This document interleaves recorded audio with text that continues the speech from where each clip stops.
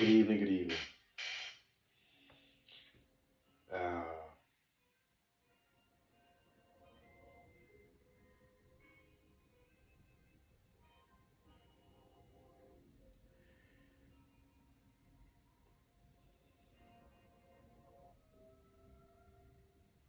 the pastor did the story of Hannah today, right? The mother of Samuel. For years, she went without a child because God closed her womb. She prayed for a child. She wanted a child. While the rest, everybody else had children that were surrounding her. He talked about that as of as many other stories of people being in the waiting room. One time he used the analogy of sitting in a doctor's office. It's the waiting room.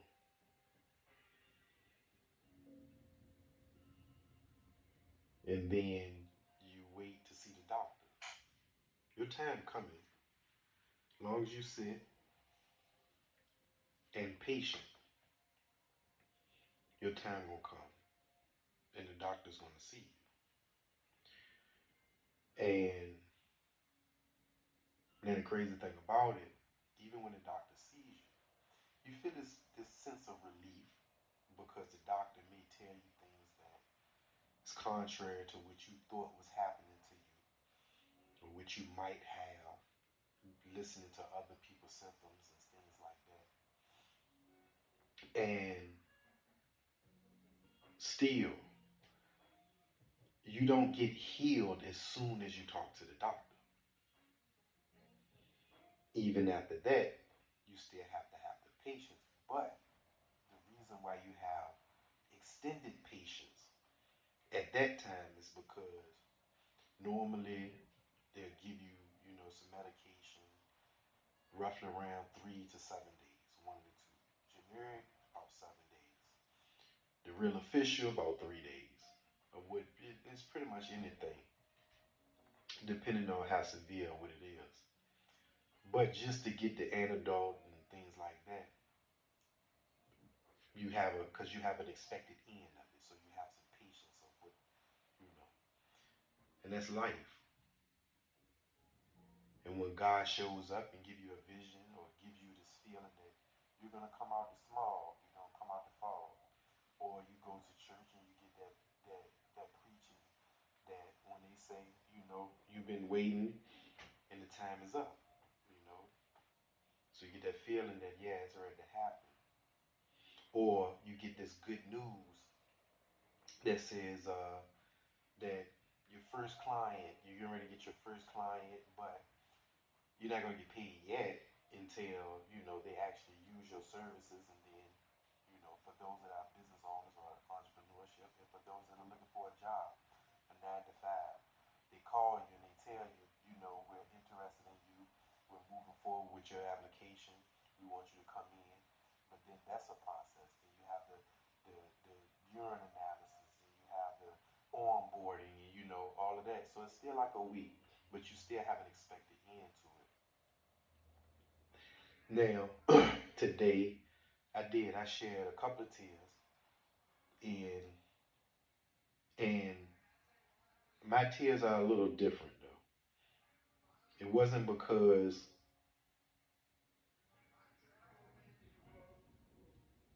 he gave me hope, because I do understand, and it's I don't mean to say cliche um, teachings, but a lot of it, there's nothing new under the sun, as it says in Proverbs. Oh, well, in Ecclesiastes, there's nothing new under the sun. But in the stories, it repeat this, just like I can use Joshua. He was, in the pit. You know, Hannah, she waited. And there's many other stories that they waited, man, and they went through some stuff. But when the time came, it came. Only difference in listening to these people that waited, their stories and background are not like mine. Now, I do feel honored that God shows me that He's still with me and He does forgive me. You know, it's still, it's still, I still let it burden me that my background is not like that.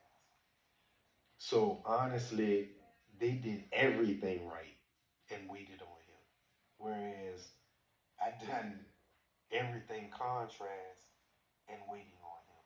It's two different stories. Like I stay in contact with at least three of the seven mothers that I have of my children, right? And one, we always have neutral talks. You know, I don't think she ever really, she was around for it all, but I don't think she ever really witnessed me uh, out there and stuff like that. I normally would come into her.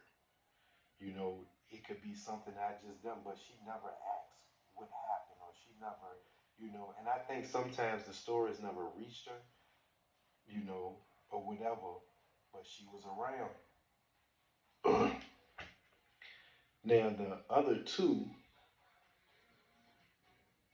one, she's the leader in, so she don't, she just hear the stories, and she was around for stuff in the later ends, you know, which is sad because you would think I should have grown up by the time I reached her, you know.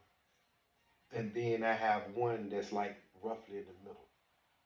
How do I mean? What I mean? One of them got a 4-year old by me. That's towards the end, and then the other has a 18-year old by me, right? Well, he's ready to be 18 this year in June. Now, of course, the 18-year old knew a little more and was around for a little more, but they were deeper into our living than they was my partner. They were my partner in crime and stuff like that. So they got a little more detailed stories and detailed stuff that went on. And it's like they never let me forget my past, man. And it's like and and I don't think they really understand how that affects me. So sometimes I try not to talk to them at all, or because the one with the 4-year old, she just feels like I'm never gonna change. I'm always gonna be there, and God is always never gonna, like, she called me the devil, straight up, you know. And I've shown her the most love, man. Like, it's crazy. Now we have gotten into situations and stuff like that. She's relatively bigger than me, and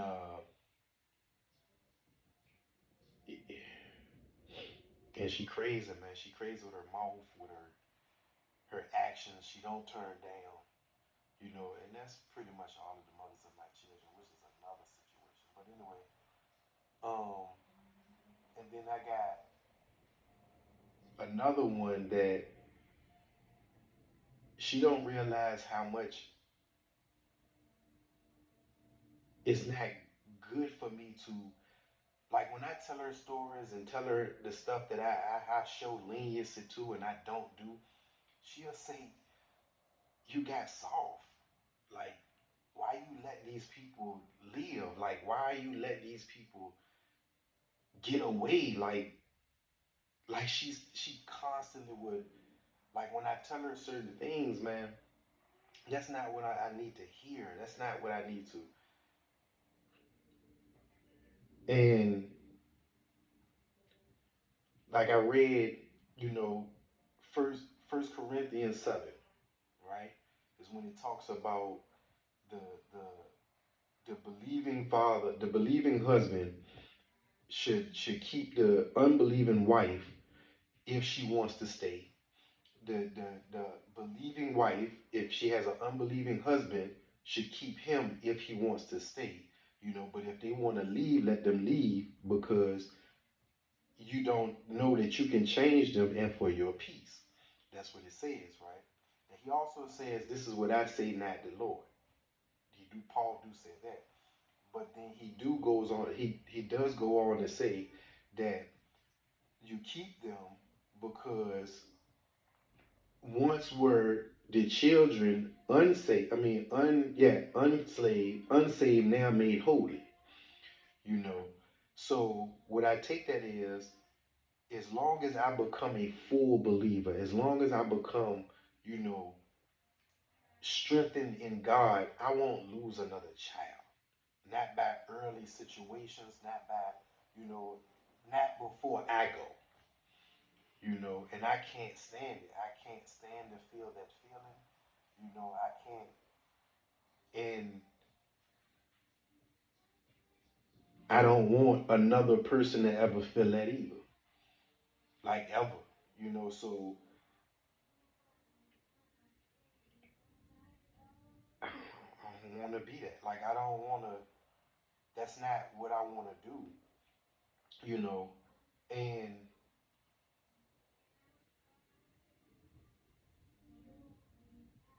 so when the story of Hannah and the characters are waiting and they doing, Hannah ain't do what I did. So she deserved to get what she got. You know, the other biblical characters ain't do what I did. So they deserve what they got, you know. And truthfully, Paul went out horribly, you know, horribly, so but he got to do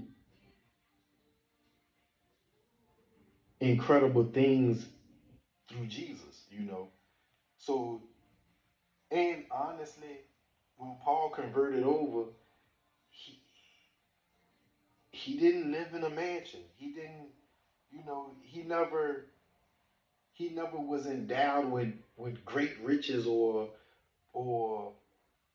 he just did the work. He just did the work until the end, and in the end was horrible. He still went to jail. He went to, got beaten and all type of stuff, and but he still watched marvelous things happen, such as they just, was released from jail. God released him from jail, and they did, works. But the things that God has shown me in visions and things, and just from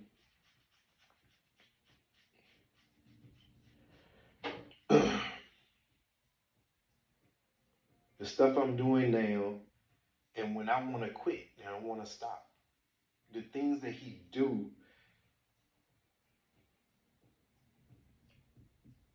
makes me believe that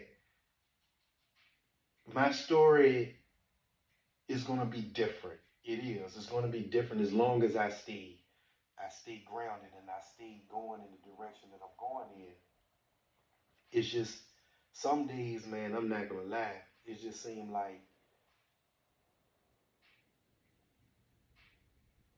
it, it felt like I'm just existing. You know, nothing can harm me. Nothing can, like. And then some days, man, it's like I don't do any acts, right? But it feel like he don't even want me to think it. Like, I should not even think it, because I do think it strongly on certain situations, and then pictures in my mind and things like that. he don't even want that, and sometimes I'm like, why don't you just take it? I want to give it to you. Like, I don't want it. I don't want it at all. I remember a time in my life, man, when I used to say this thing, and I remember this dude named Sonny from Round the Way, right? And he used to say, he always used to make me say it because I said it one time, but he actually told me he went throughout the hood and he realized that what I said was pretty much a great percentage was true. I said everybody has a spot in their heart for popular. Everybody.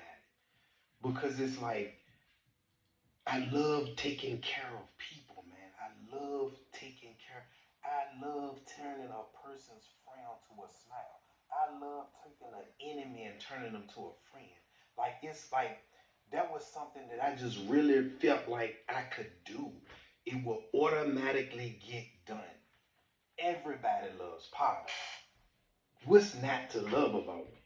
It's nothing you can ask of me that I'm not gonna do. It's nothing that you can ask from me that I'm not gonna give. It is you couldn't even come around me and talk like you was down or something was going on, man. I'm gonna make sure I'm gonna fix that. I am. You know, there wasn't a mother of a daughter that I was dealing with that didn't like me. There wasn't a child, man, would cry when I come up. It was nothing. They would smile and laugh, And I had this thing, man. Flesh judges flesh, spirit judges spirit. And what's purer spirit than a child, than a little infant? And I used to judge it by that. And when an infant see me, man, smiles they used to even say that, girl, get off him. She ain't never act like that, but no, you know what I mean. And I used to take that in, man, and take that as a real thing. Like that lets me know that my character was good, my spirit was good. Even incarceration, man. I remember Angry Man. That's what I used to call him. Man, I understood. We was incarcerated, man. We was on forced vacation. Why am I so happy, right? But because, man, like nothing could have me down, you know. And they had the thing called the catwalk. So like in the jail, in the old jail, it was almost like a box inside a room, almost how it was built. So it was a cage around all of the beds and stuff like that, and it was open dorm. So it was a cage around it, but then you had a wall, brick wall that led to the outside if you went through the wall, of course. But it had the windows and stuff like that. So in camp, you used to have to go between the bars in the wall and go around, and they had two doors on the other end, two bars, gated doors on the other end. They do camp like that. And sometimes I used to go in the catwalk and get in the corner and greet everybody. Angry Man, he used to come around and he used to be like, Yanni, why you so happy? Why you so darn happy all the time? You don't see where we at? And I'd be like, hey, listen, man, what you want, a Snickers? What you want, a candy bar? You know, but, and I remember one day, man, I think it was the first time I made a whole meal for all the people that never went to the store, you know, and when I did, no, because coffee was like a number one thing in there, like coffee. So they used to sell spoons of coffee and stuff that for an item, which was $1. But me, I never drunk coffee, and then I couldn't understand. You could buy a bag of coffee for $4, but they would break it down and get like 20 items out of it, and have people in debt and all kinds of stuff with that. I used to buy a bag and call it tithing. I used to call it tithing. I buy a bag every Friday and pass it out. So at least they started with a fresh cup that they ain't have to pay for, you know. And then I used to do that, and then I did the first swole for everybody that didn't go to the store. And Angry Man came around, and it was the first time he came around. He said, "Youngin, you're a good dude, youngin. You're a good dude." He said, "I don't know where you come from. I don't know where you come from, man. But you're a good dude." I said, "Creighton Court," and he was like, "Nah, man, nah, your spirit, youngin, your spirit. I don't know where that come from." And I used to be like my dad, man. My dad, So, but I did, man, and then it changed. Then it changed. Then everything changed. And then kids didn't they and it's crazy because they don't smile at me anymore, but they don't cry. It's almost like they see a spirit on the fence.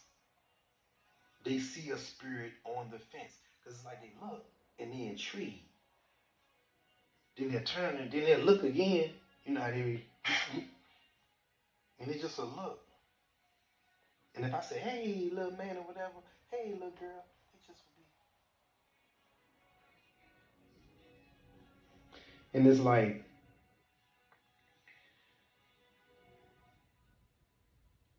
I can't sit and say I don't know truly what happened. It's just, I messed up. I got caught up. I got caught up in stuff like how my baby mama do, and I got caught up in what people said. Like I remember one time, incarcerated again.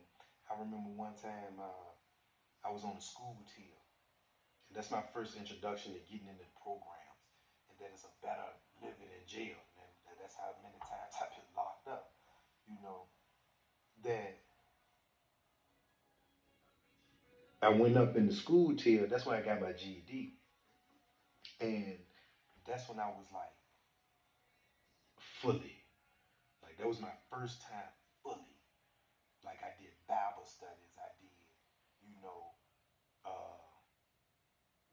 and it was pretty much. I think that was around the around that bid there, and taking care of people, and if I seen that you had $100 bond or something like that, I call my people, man. We gonna pay that $100 bond. You just gotta get you somebody to sign for you. Can't nobody sit down here on $50, $100 bond, man. I don't care how much burnt bridges you did. Don't not in this H hole. You know what I mean? Don't be in here.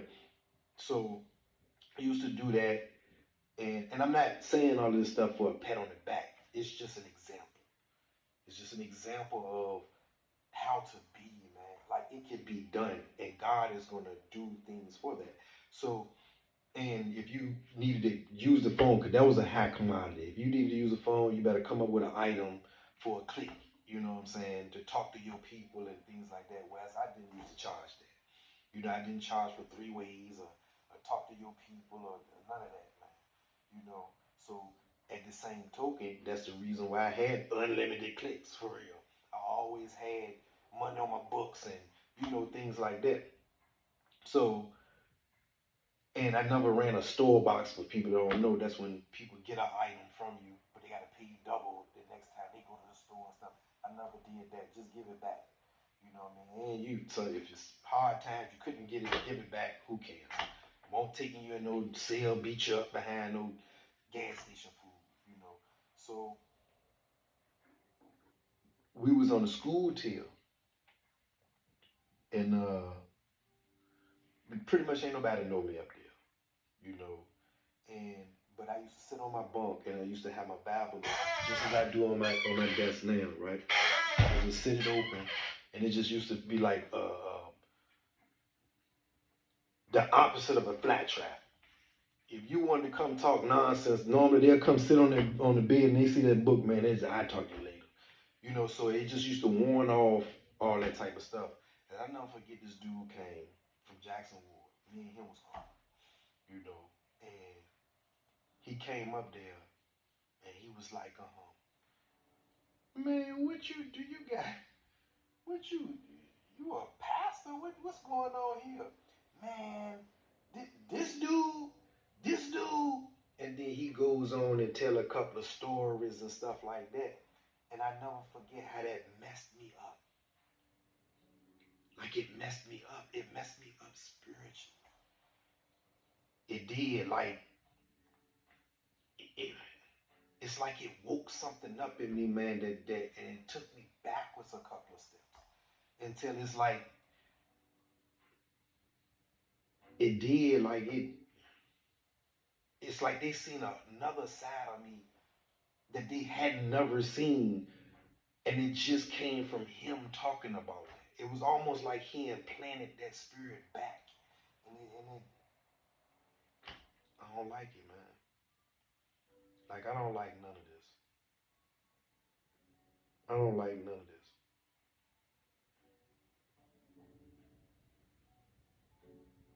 I like to love and be loved, like straight up. Like I like praying for people, and I like them getting healed. I like, and I used to even tell people, right? I don't care if I'm asleep, wake me up. We gonna talk about this book. Like I don't care, man. I don't care what is going on, man. I even used to we like the same mother of my children. Like you let people slide, on. Man. I used to do Bible studies in her house. Her house was the trial, and we could be smoking and everything, and you know everybody got the glicks, everybody got the sack, everybody got and it take one question, and it's always presented to me, because my spirituality was not never covered, never. It was never hidden. It was never, no matter what we was doing out there, which was that's another thing. I even used to say that I'd be praying for premeditated sin, just keeping it real. Before we spin the bean, man, I'm praying for everybody in the car silently. I'm in the back seat praying for everybody in the car. When we pull over, jump out, I'm praying to everybody. Me, and this is the crazy thing. I'm praying that we don't kill nobody, nobody kill us. However it fall, however it happen, you know, that's how I just used to feel like it's God's call, man. It's God's call on everything. It is. It's God's call. But anyway, so they were asked the question of anything, man, like, well, how could Jesus do this? Or how do God let this happen? Or, and then that'll turn into a whole thing. That'll turn into a whole thing in there.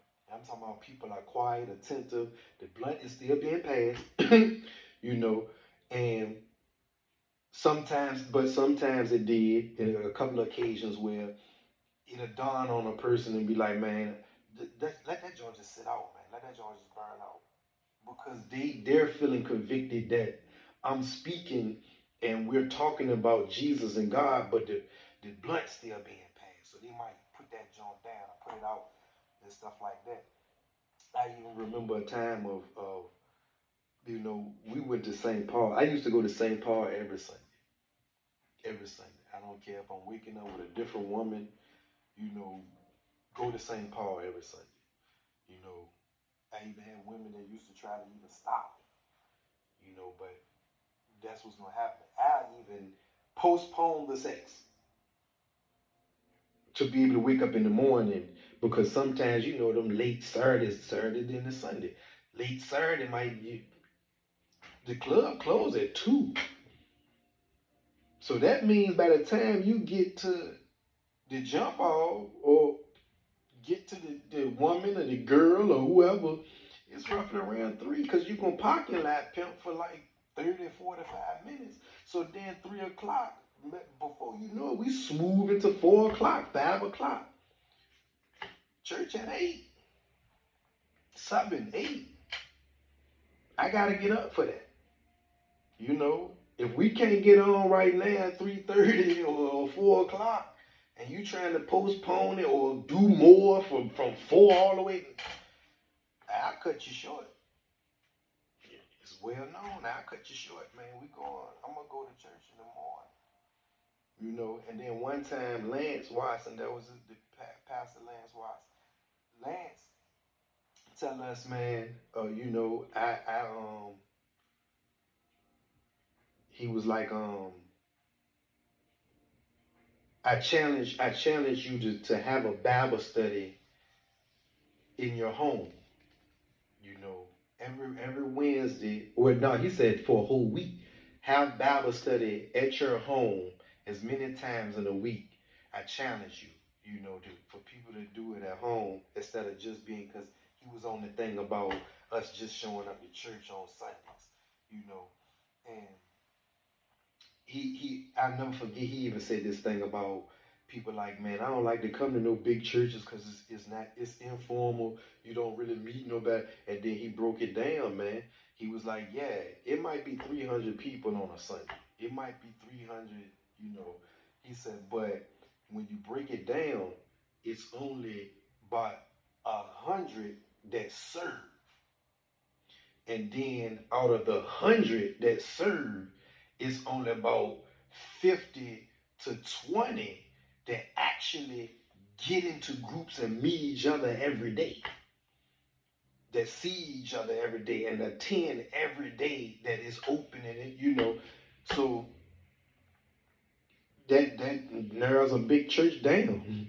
So that's when you get formal and things like that. But he did that, and I remember coming to my man house. His mama was having a Bible study, on the road.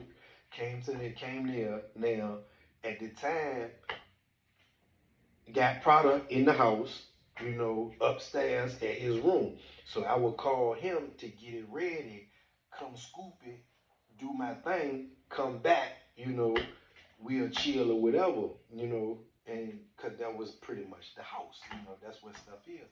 Then you had the other one on the nine.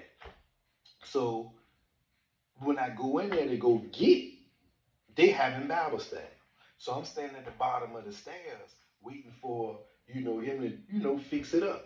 You know what I'm saying? Fix a bow up, bring the joint down, holler at the people, right? So I'm listening to the story and she just doing what he said do.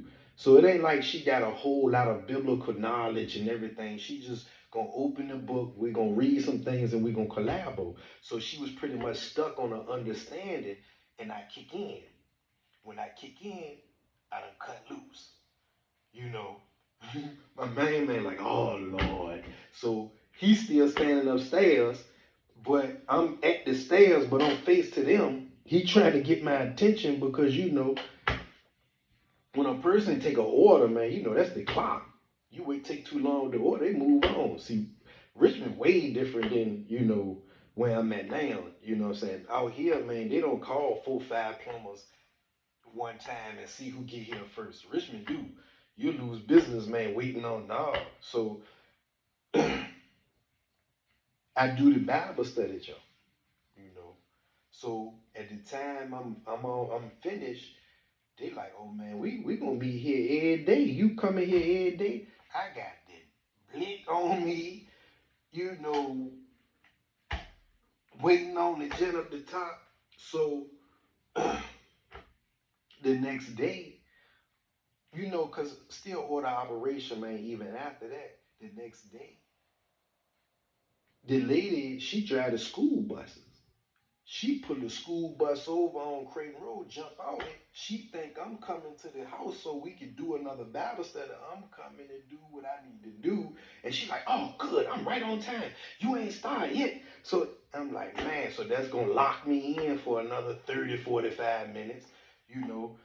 But I would do it, So then it had got to a point, honestly, where if something's going on at that time, it just was gonna be a lot. Nobody could order at that time because it ain't number 30 to 45 minutes. You know what I'm saying? It people could wait that. But that was my life, man. And then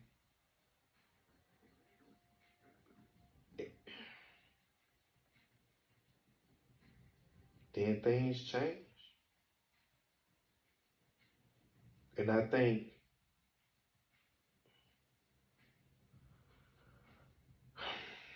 like, I don't even know.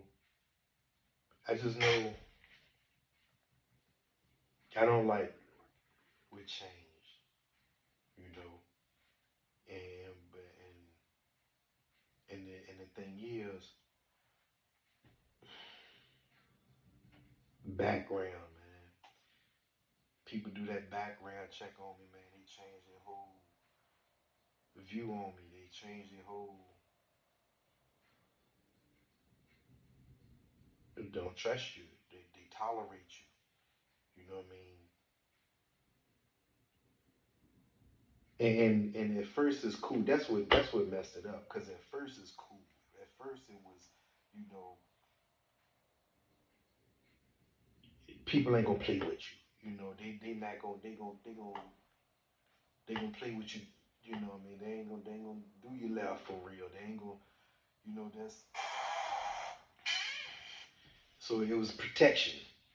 You know, so when I got it to that point, I didn't have to do anything no more. You know, people wouldn't, you know, every once in a while somebody gonna test the waters, you know, but it would never get past me saying, "Well, where you at? Let's stop talking on the phone. Where you at?" It wouldn't even get past that, you know. But then a situation, you know. But and then I lost my son, and it was like when I lost him, it hurt. It hurt so bad. But first of all, I lost all my friends, like every friend, every single friend that was my best friend that I chill with every day. They violently got taken away from me, violently, you know. And it was always when I want around, like when I, if I was around, it wouldn't happen, you know. But I get locked up. I get locked up, or I'm just not around. And that's the grace of God. You know, it was the grace of God. But it made me bitter. It did. It made me bitter. And losing my son, I thought it changed me. I thought losing my son changed because I can't even watch a movie where uh, uh, a best friend died. I can't even watch a movie where a mama died or the sister, the brother, somebody close to the person. And especially if they don't deserve it. I like that joint. I don't like watching movies like that. At first, I just watch anything. You know, I used to say it, man. It was cliche. If a person don't die in 5 minutes, dog, I'm not watching this movie. It's not interesting. But now it's different. But it went in reverse some kind of way, man. Like it losing my son. That hurt. That hurt, man. I'm talking about that hurt. And the way God allowed it, it was it was never how and it's that's sad, but I just knew the life we was in. It was not how I pictured it. You know, I honestly thought it was gonna be somebody, one of them YNs from around the way was gonna drown, or somebody from a op hood, you know, but it came from a county dude, man, and then not only that, county dude don't nobody really know. Then on top of that, he killed himself. So there's no get back. There's no. It was like I just had to eat it. You like I had to eat that joint, and it hurt. And of course, people like, man, let's use the family. Hey, his mama ain't do that. His mama, brother, cousins, they didn't do that, dog. Like that ain't, you know, nah, that ain't. I just had to eat that joint. That's just like with my best friend. They robbed and killed him. I was locked up. I couldn't medicate. I couldn't nothing. I just had to eat that joint. You know, like I was in a program. I just had to eat it. My little cousin, when I came home, I had to eat that joint. Nobody knew who it was. And by the time they found out who he was, man, they locked him up. You know.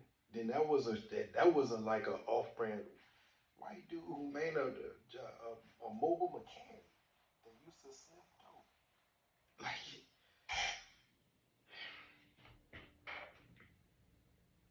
yeah, it was another joint. Just had to eat it. Just eat those joints. So I guess,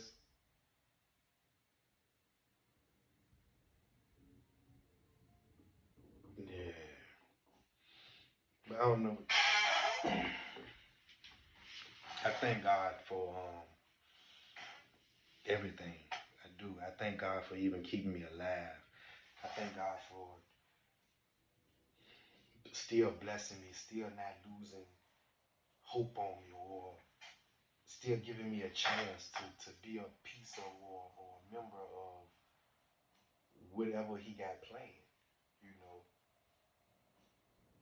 I be praying that he take it all away. I want to go back to me. You know, like I want to go back to people didn't tolerate me. People used to couldn't wait till I get there, or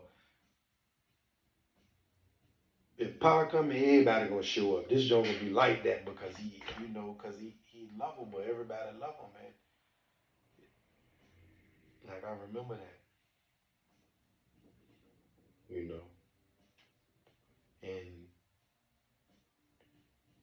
I honestly want to be out here and help my family. I wanna be that guy that the family moves in a different direction. Whereas it's no longer we're known for this brand of family. We'll be known for this brand of family. Like, and then it'll be those that come behind, whether my sons or whether my cousins or you know, whether we build a church, whether we I don't care what it is, as long as it's in the name of Jesus Christ, our Lord and Savior. And I just wanted to be loving, man. I wanted to be just use me to love. Just use me to take care. And it's like it's a lot of homeless and stuff like here out here that it be sad, man. It break my heart. Like it bring me to tears to see a woman with her child digging in the trash. That hurts. Like I don't like. I hate it. Like I hate it.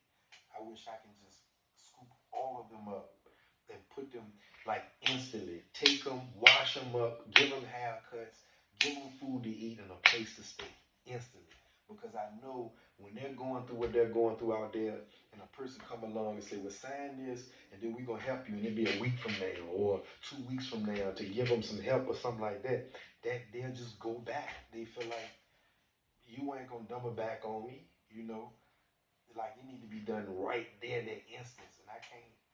I just pray that God allow me to be in a place where I can be involved in something like that to take care of the masses, you know. Because there's people, man, that just had their head just a little bit above water and they slipped and never got back up because it's a place where, yeah, you slip one time, it's that expensive out here, but you can make it, you know. So you slip one time, boy, God got to grab you, you know. But I don't know, man. Just talking about that stuff, man, make me have hope. I needed to air this out. I'm sitting here thinking, who was this about, you know? But I needed that. I need that, dog. Like I need eat that hope. And I know that God got me. I know that He's gonna do something courageous. Like it's getting ready to be crazy. Like something I never thought. It's gonna be crazy. You know, and anybody that's in the vicinity of me, man, we're gonna love it. Cause it ain't gonna be alone for long. It's gonna be a team of us, man. We're gonna do it. I'm alone now. So it's gonna happen. I'm gonna keep doing these as long as God is not mad at me and Jesus name we pray, man.